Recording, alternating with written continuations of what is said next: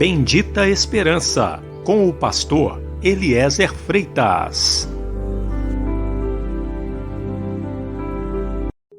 Jesus Cristo poderá voltar ainda hoje. Se ele não voltar, estaremos esperando por ele amanhã. Igreja da Bendita Esperança, Rua Augusto Trombini, 444, no alto da cidade.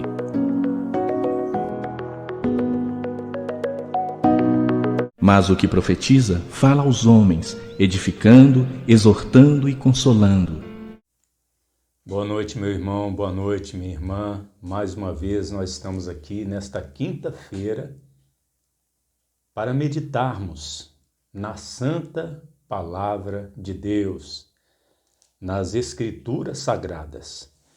Eu tenho aqui a Bíblia nas minhas mãos e hoje nós vamos ser breves, mas vamos deixar aqui para você, meu irmão, minha irmã, uma explicação muito importante a respeito dos capítulos 24 e 25 de Mateus. Infelizmente, muitas pessoas não entendem a sequência desses capítulos. Elas não conseguem separar os tempos no discurso do Senhor Jesus.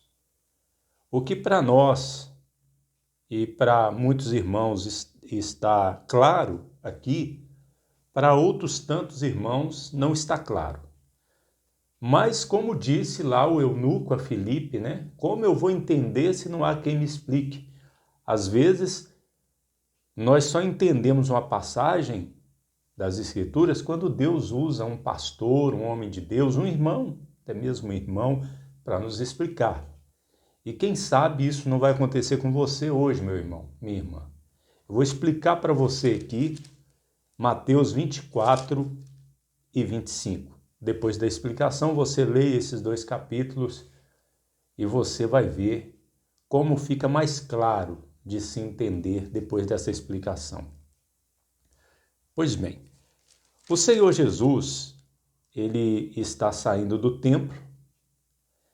Então, no capítulo 24, 1, e os discípulos lhe mostram a estrutura do templo. Então, Jesus, ele faz uma predição, uma profecia, quando ele diz que não ficaria pedra sobre pedra que não fosse derribada ali do templo. Pois bem, nós sabemos que essa profecia se cumpriu no ano 70 depois de Cristo, quando o exército do Império Romano, destruiu Jerusalém e o templo e não ficou pedra sobre pedra que não fosse derribada. Pois bem, mas do templo Jesus vai para o Monte das Oliveiras.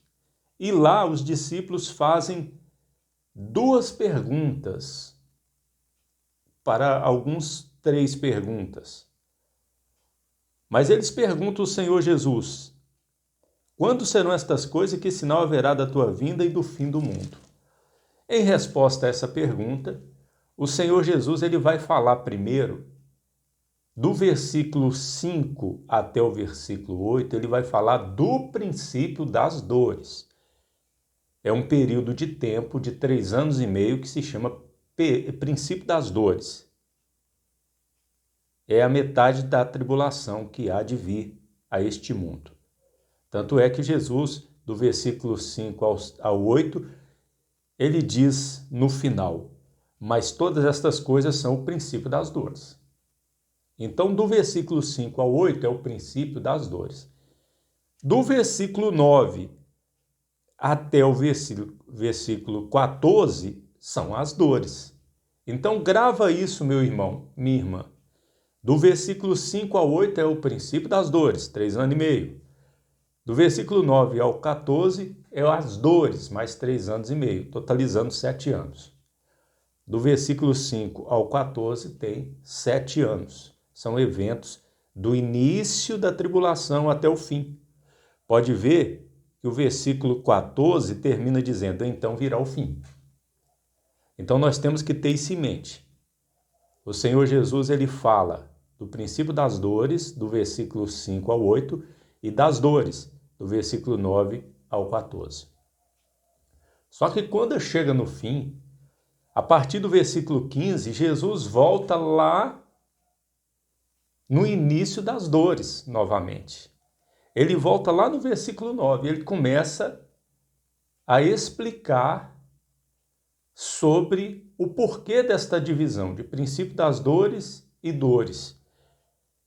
E ele diz: quando, pois, virdes que a abominação da desolação de que falou o profeta Daniel está no lugar santo, quem lhe entenda. Então os que estiverem na Judéia fujam para os montes. Então, Jesus marca a divisão de princípio das dores para as dores com a abominação da desolação. Então, do versículo 15 até o versículo 31, Jesus ele vai falar de quê? Das dores novamente, mas com maiores detalhes.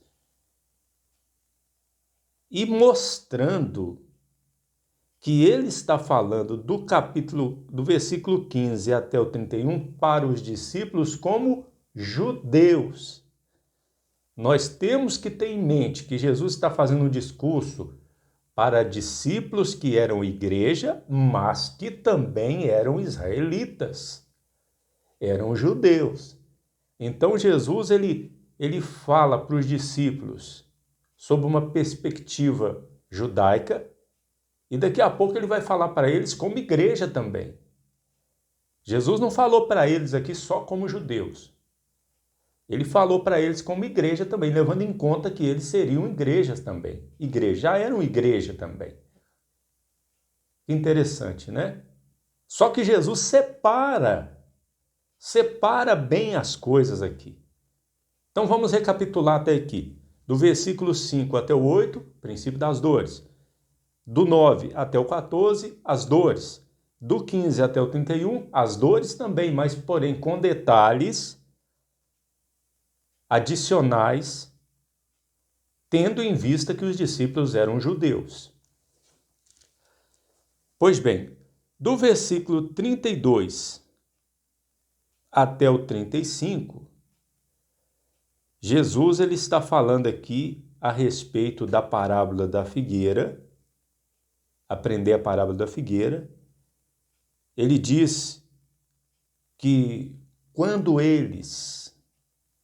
os judeus, vistas estas coisas, eles deveriam saber que estava próxima a manifestação do Senhor, a segunda vinda para os judeus. Ele diz que não passaria esta geração sem que acontecesse. Qual geração?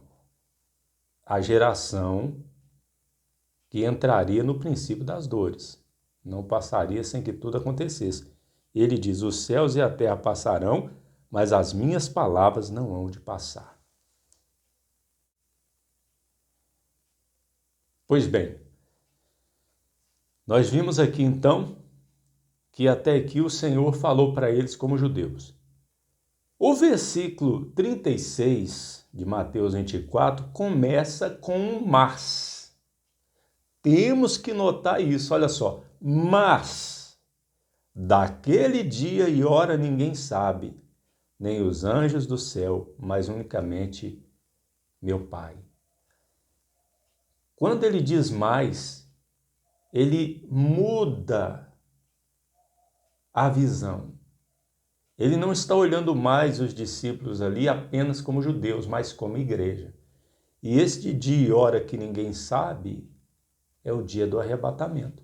Então Jesus aqui agora, ele vai falar claramente a respeito do arrebatamento da igreja.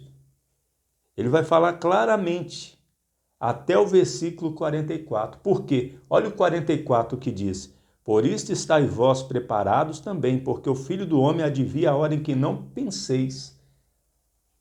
Veja que aqui Jesus volta no versículo 36, 34, ele volta entre o versículo 4 e 5, antes do princípio das dores. O dia que ele vem buscar a sua igreja. Ah, deste dia ninguém sabe, nenhum homem sabe. Os anjos do céu também não sabem. Só o Senhor Jesus e o Pai que sabem, e o Espírito Santo.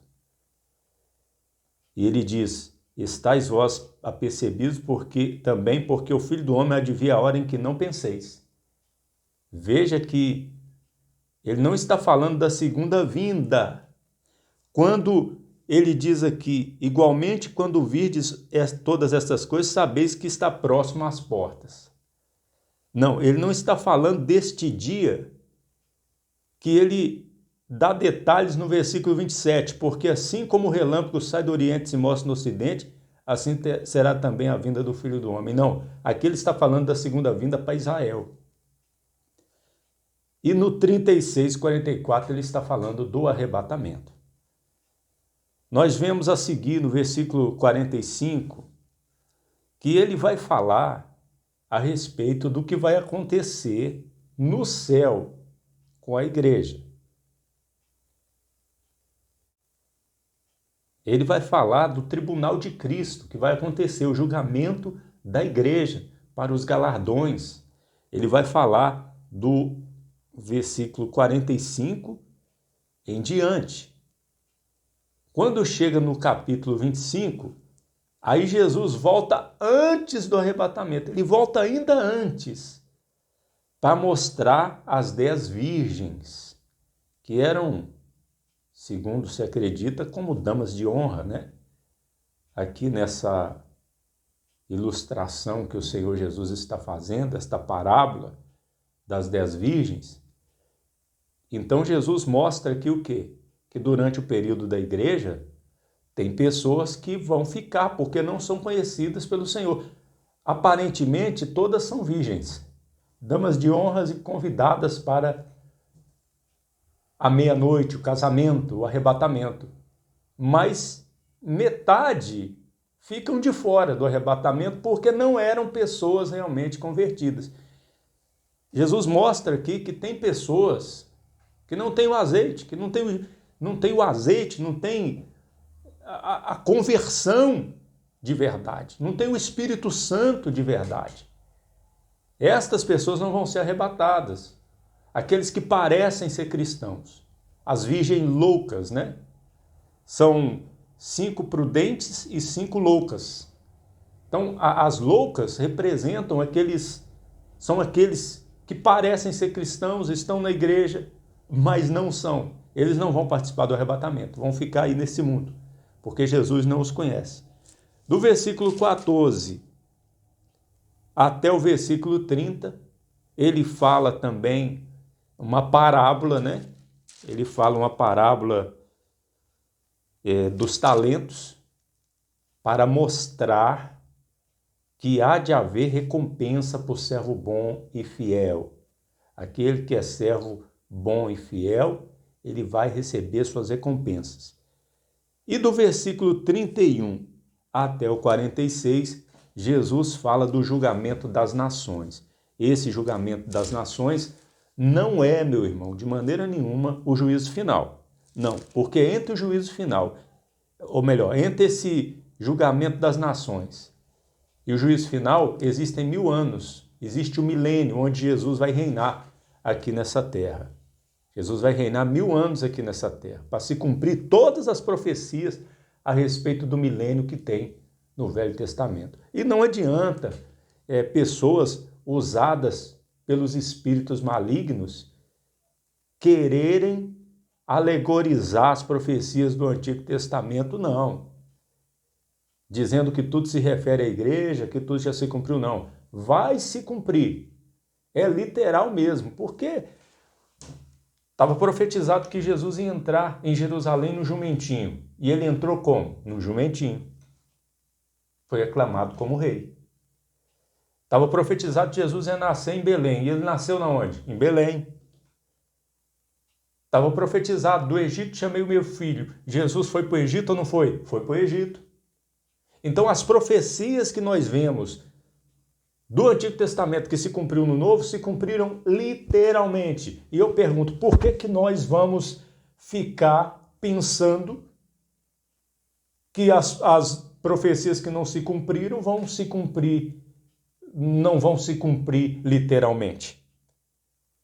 Muitos, por exemplo, interpretam as 70 semanas de Daniel As 69 semanas que já se cumpriram, e cumpriram literalmente, totalmente literalmente. Foram 69 semanas de anos, 483 anos que se cumpriram literalmente. Eles interpretam literalmente, mas quando chega na última semana, aí eles alegorizam. Não, isso aqui se cumpriu lá na destruição do templo. Aí eles alegorizam, aí já não é mais 7 anos que tem para se cumprir. Não, se as 69 semanas cumpriram literalmente, a última semana ainda não se cumpriu, vai se cumprir ainda. Esses 7 anos terão que vir ainda. E essa última semana da profecia das 70 semanas, lá de Daniel, falta uma semana para se cumprir, é exatamente o princípio das dores, e as dores que Jesus está falando aqui está dividindo muito bem. Ô meu irmão, minha irmã, não tem como contradizer isso. Não tem como. Talvez esses minutos que eu estive aqui falando esta palavra, você talvez tenha tido dificuldade de entender. Mas é assim mesmo. O que você não pode é não querer entender. Você tem que entender estas palavras. Você tem que entender. É da vontade de Jesus que você entenda, que você guarde e que você espere o Senhor Jesus voltar, porque o arrebatamento da igreja é para que nós possamos escapar desse tempo aí, dessa última semana da profecia de Daniel, para que nós venhamos estar com Cristo no tribunal de Cristo. Essa é a vontade dele. Enquanto a última semana vai estar vindo aqui sobre a terra, para experimentar os que habitam sobre a terra, nós vamos estar lá no tribunal de Cristo, nas bodas do Cordeiro. Que Deus abençoe, Jesus Cristo seja contigo. E lembre-se sempre, Jesus Cristo poderá voltar ainda hoje. Se ele não voltar, estaremos esperando por ele amanhã.